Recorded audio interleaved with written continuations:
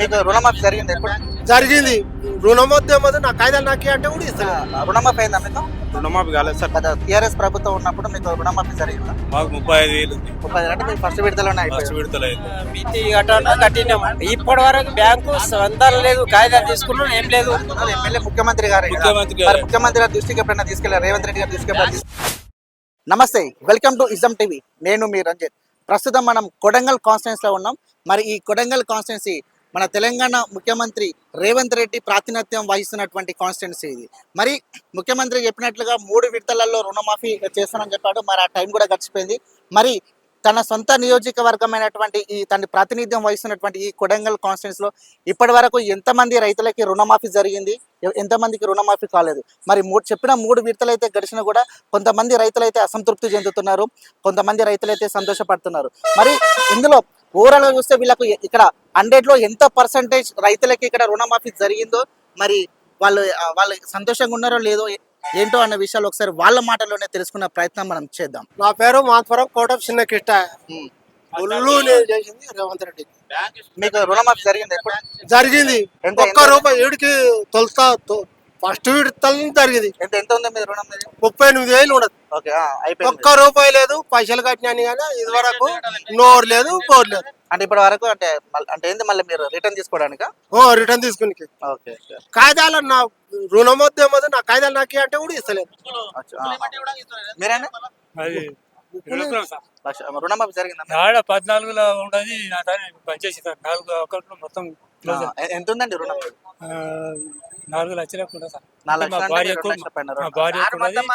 మాకు 14 నాటాన్ని బంద్ చేసి మొత్తమే వస్తలేదు. మొత్తం వస్తలేదు.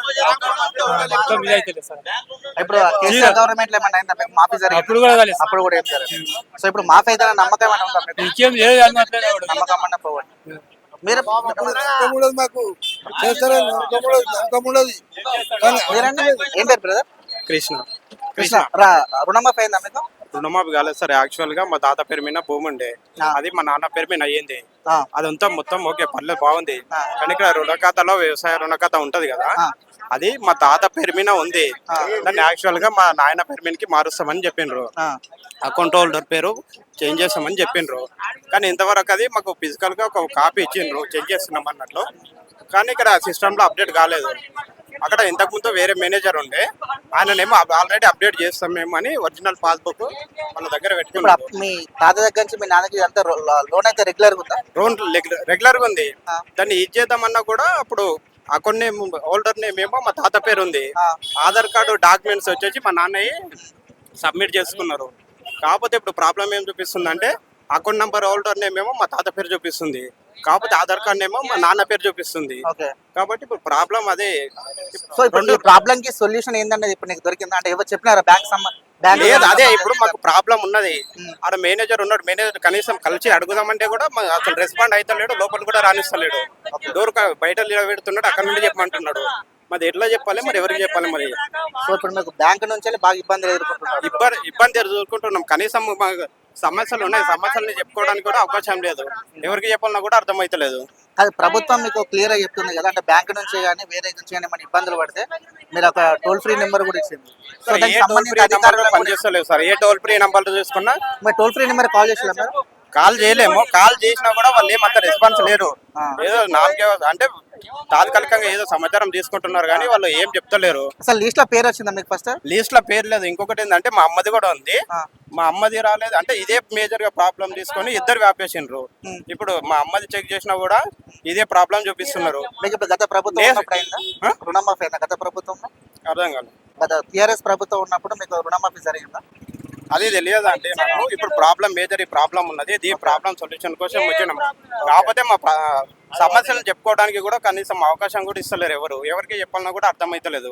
ఇక్కడికి వచ్చిన వాళ్ళందరూ చదువుకునే వాళ్ళే ఉంటారు కదా, కనీసం వాళ్ళ ప్రాబ్లం ఏంటని చెప్పి వాళ్ళ కనీసం సమాధానం చెప్తే వాళ్ళు ఏదో ఒకటి చేసుకుంటారు. కనీసం మనకి లోపలికి వెళ్ళే సిచ్యువేషన్ లేదు, ఏం లేదు. కనీసం బయటకే చెబుతున్నారు, కనీసం వాళ్ళని మాట్లాడడానికి అవకాశం కూడా ఇస్తలేరు. వాళ్ళ ప్రాబ్లం మరి ఎవరికి చెప్పుకోవాలి, ఏం చేయాలి? మరి అక్కడ అగ్రికల్చర్ ఆఫీసర్ దగ్గరికి పంపిస్తున్నారు, కానీ అక్కడికి పంపించినా కూడా వాళ్ళు ఏం చెప్తలేరు. వాళ్ళ ఏదో జస్ట్ ఇన్ఫర్మేషన్ ఉంది అది చెప్తున్నారు. బ్యాంక్ దగ్గరికి వెళ్ళండి, మేనేజర్ దగ్గరికి మాట్లాడండి వాళ్ళతో, అక్కడనే ప్రాబ్లం క్లియర్ అవుతుంది అంటున్నారు. కానీ ఇక్కడ కనీసం లోపలికి వచ్చే పరిస్థితి కూడా లేదు, బయటికి వెళ్ళి పంపిస్తున్నారు. మొత్తం అక్కడ లైన్ లాగా ఉన్నారు కదా. మీరు ఇప్పుడు గంటల తరబడి లైన్ లో ఉంటున్నారు కదా, అక్కడ మేనేజర్ దగ్గర ఎంతసేపు మాట్లాడు, ఆయన ఎంత టైం ఇస్తుంది? ఛాన్స్ ఇస్తలే, డోర్ బయట నిలబెడుతున్నాడు. అక్కడనే మీద ఏం కాదు చెప్పున్నాను. కనీసం మనం అక్కడ ఉన్న సిచ్యువేషన్ లో, ఆ పరిస్థితుల్లో మనం చెప్పే వాయిస్ కూడా ఆయన దగ్గరికి క్లారిటీగా నిలబడతలేదు. ఏదో ఖాళీ ఆయన వినాలి అని చెప్పేసి కానీ వింటున్నాడు, కానీ మన ప్రాబ్లం కూడా కరెక్ట్ గా కమ్యూనికేట్ అయితలేదు. ఇప్పుడు నా ప్రాబ్లం కి వాళ్ళ దగ్గర సొల్యూషన్ ఉన్నది, కాకపోతే వాళ్ళు మేజర్ గా వినడానికి కూడా సిద్ధంగా లేరు. దాని వల్ల ఇదవుతుంది. సార్ ఏమిటి గురించి అడుగుతారు సార్ మీరు? రుణమాఫీ అయిందండి? రుణమాఫీ అయ్యింది సార్. ఎంత ఉందండి మీకు రుణమాఫీ? మాకు 35,000 ఉంది. 35,000 అంటే మీకు ఫస్ట్ విడతలు ఉన్నాయి? ఫస్ట్ విడతలు అయింది. ఓకే, సంతోషంగా ఉన్నారు. సో మీ గ్రామాల్లో ఎంత శాతం వరకు అయి ఉంటాయి ఇప్పుడు? మరి 50,000 నుంచి ₹1,00,000, ₹1,50,000 వరకు కూడా అయింది. ఇప్పుడు 100%లో 50% అయి ఉంటుందా సార్? 50% కాదు సార్, 70% అయింది. 70% అయింది. చెప్పిందా రాదు. 70% అయింది కదా. అందులో కొన్ని తప్పు ఒప్పులు ఏమిటివి? పేర్లు సరిగా లేవు. ఒక్క రేషన్ కార్డులో ఇద్దరికి ఉన్నాయి. ఒక్కరికి 1,00,000 ఉంటే ఒకరికి 1,20,000 ఉంటే వాళ్ళకి మాఫీ కాలేదు. సవరణలు చేయాలి సార్. అది ప్రభుత్వం ఏం చేస్తుంది అంటే ఇప్పుడు ఈ రేషన్ కార్డుకు 2 లక్షలు మాఫీ అని నిర్ణయించింది కదా. ఆ రేషన్ కార్డు ప్రకారంగా తీసుకుంటే ఎక్కువ డబ్బులు ఒకవేళ కడితే మళ్ళా 2 లక్షలు రుణమాఫీ చేస్తే ఫుల్ హ్యాపీగా ఉంటారు సార్ జనం. ఇప్పుడు ఏం లేదు. మొత్తం మీద ఈ బ్యాంకులు ఏదైతున్నదో బ్యాంక్ అధికారులు కరెక్ట్ పంపించక, మా లిస్ట్ ఏదో కరెక్ట్ పంపించక చిన్న అవకతవకలు చేసిర్రు. అందు గురించే ఎక్కువ దీని మీద ఫోకస్ పెట్టి ఈ బ్యాంకులు అయితే నీవు ఎన్ని గంటలు కూర్చో ఖాళీ అమౌంట్ కట్టనీకి వస్తే కూడా సార్ ఒక్క రోజు పడుతుంది దరిద్రం మీద. అద్దె ఎక్కడుండోనికి లోన్ ఇయ్యనంటాడు. మీరు ఈ బ్యాంక్ లో అవకతవకలు జరుగుతున్నట్టు మరి దీని గురించి పై అధికారులకు ఎప్పుడు కూడా ఫిర్యాదు చేయలేదు? నేను 4 మాటలు రీజనల్ మేనేజర్ ఫోన్ చేసిన సార్. నేను ఫోన్ చేసి ఆయన మేనేజర్ ఫోన్ చేసిండు. మేనేజర్ మమ్మల్ని కూడా పిలిచినాడికి ఎన్ని పిలిచినా ప్రాబ్లం అయితే సాల్వ్ అయితే లేదు బ్యాంకులో.